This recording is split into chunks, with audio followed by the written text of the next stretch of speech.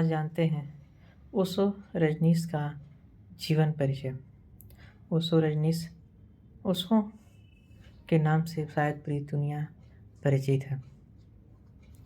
इनका मूल नाम रजनीश है। इन्हें भगवान श्री रजनीश, ओशो रजनीश या केवल रजनीश या फिर ओशो के नाम से जाना जाता है। ओशो रजनीश भारतीय विचारक, धर्मगुरु और रजनीश आंदोलन के प्रणेता थे।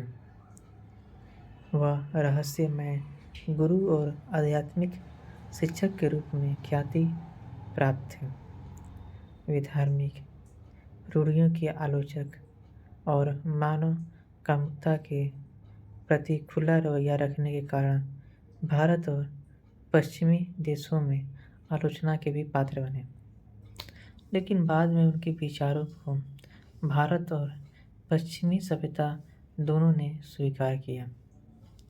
आज हम इस वीडियो के माध्यम से ओशो के शुरुआती जीवन और प्रोफेसर बनने कैसे रहे, पुणे में आश्रम की स्थापना कैसे की, आज उसी सब के बारे में जानते हैं। ओशो का जन्म 11 दिसंबर 1931 को मध्य प्रदेश के रायसेन जिले के बरेली तहसील के कुचवाड़ा गांव में हुआ था। जन्म के वक्त उनका नाम चंद्रमोहन जैन था। अपने माता पिता के संतानों में वे सबसे बड़े थे। उनके पिता का नाम बाबूलाल जैन था।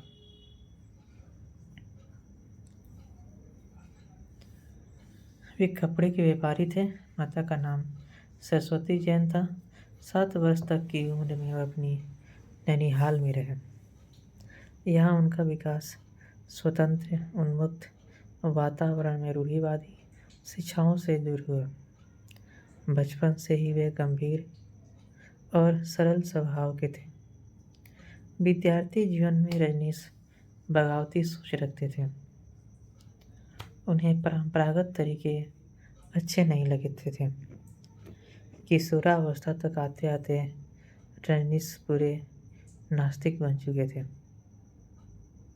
उन्हें ईश्वर और ईश्वर के अस्तित्व में विश्वास ही नहीं था। विद्यार्थी जीवन से ही ओशो कुशल वक्ता और तर्कवादी थे। कुछ समय के लिए वे राष्ट्रीय स्वयंसेवक संघ में भी शामिल हुए थे। उन्होंने अपनी किताब principles of my golden child house में लिखा है कि उन्हें बचपन से ही दर्शन में रुचि हो गई थी। ओशो शब्द कवि विलियम जेम्स की कविता ओशनिक एक्सपीरियंस के शब्द ओशनिक से लिया गया है। इसका एक अर्थ है सागर में विलीन हो जाना। खुद ओशो के अनुसार शब्द ओशनिक अनुभव का वर्णन करता है, लेकिन अनुभवकर्ता यानी अनुभव करने वाले के बारे में क्या कहेंगे। इसके लिए हम खुद के लिए ओशो शब्द का प्रयोग करते हैं। ओशो का मतलब है सागर से एक हो जाने का अनुभव करना। ओशो ने 1956 में सागर विश्वविद्यालय से दर्शनशास्त्र में एमए किया था और 1957 में रजनीश दर्शन शास्त्र के प्रोफेसर के तौर पर रायपुर विश्वविद्यालय में नियुक्त हुए थे। लेकिन गैर परंपरागत सोच और जीवन यापन को उनके तरीकों को युवा छात्रों के लिए घातक मानते हुए कुलपति ने उनका ट्रांसफ़र जबलपुर विश्वविद्यालय में करा दिया था। साल 1957 से 1966 तक जबलपुर विश्वविद्यालय में वे दर्शन शास्त्र के प्रोफेसर रहे।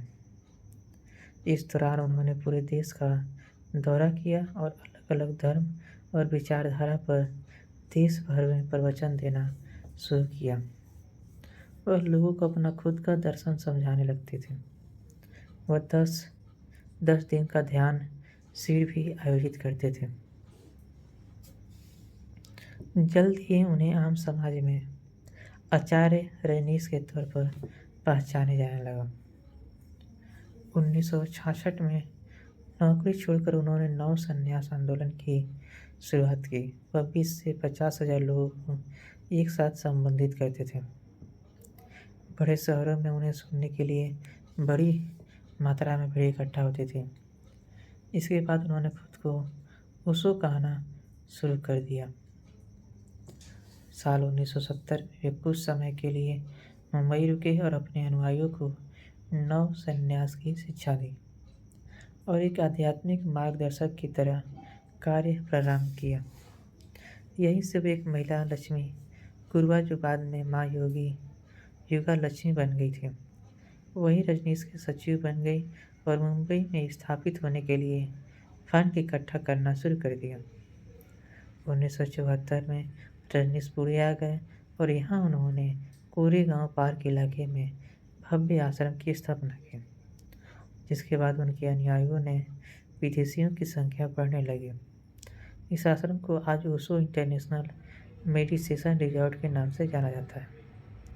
तत्कालीन जनता पार्टी के साथ मतभेदों और शारीरिक अस्वस्थता के चलते ओशो 1980 में अमेरिका चले गए थे।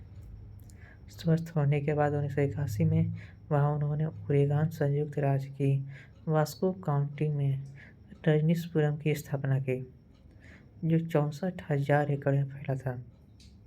यह भूमि करीब $60 लाख में खरीदी गई थी। यहाँ रजनीश मंदिर का शानदार सभागृह बनाया गया था, जिसे 25,000 लोगों के साथ बैठने की व्यवस्था थी। इसके अलावा रजनीशपुरम में सुख सुविधाओं से लैस होटल जैसे उद्यान, अपनी पुलिस, अपना न्यायालय और अपना अस्पताल भी था।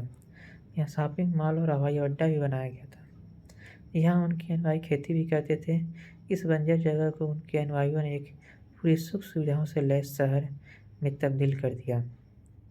यहाँ करीब 7,000 लोग रह रहे थे।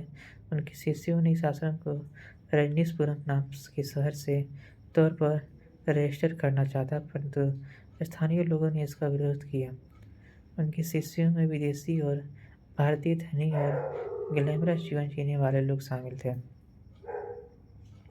ओशो का दर्शन पारंपरिक भारतीय विचारधारा से दूर भोग और ऐश्वर्य का जीवन जीने का उपदेश देता था, इसलिए उनके अनुयायियों में विदेशी, धनी और ग्लैमरस जीवन जीने वाले लोग शामिल थे। रजनीश के ऐसे समर्थक ने उन्हें महंगे तोहफे चढ़ावे के तौर पर दिए गए। उनके पास दुनिया की सबसे महंगी कारों में से एक कही जाने वाली रोल्स रॉयस की संख्या भी 90 थी। हालांकि वो ज़्यादातर किसी एक कार में ही सफ़र तय करते थे। जब वह कार से सफ़र कर रहे होते तो उनके पीछे पूरी लंबी पंक्ति में बाकी रोल्स रॉयस कारें चलती थीं। रजनीश को इस पर खासा गर्व था। वे कहते थे कि उनके भक्त चाहते हैं कि उनके पास 365 रोल्स कारें हों और वो हर दिन अलग अलग कार में बैठें। इससे उनके भक्तों को सुख मिलता है और वह उनका सुख नहीं छीनना चाहते।